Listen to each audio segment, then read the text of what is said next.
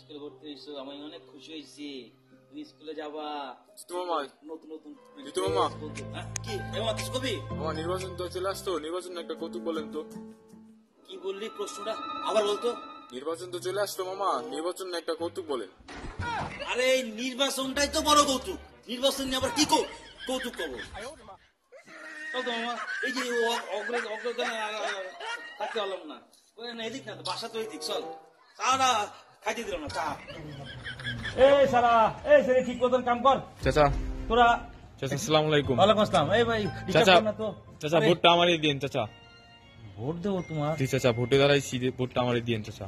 কিন্তু বাতিজা আমি তো ওই আর একজনের কথা দিয়ে ভালাইছি, ভোট তো আর একজনের দেওয়া লাগবে, ওর তো কথা দিয়ে ভালাইছি।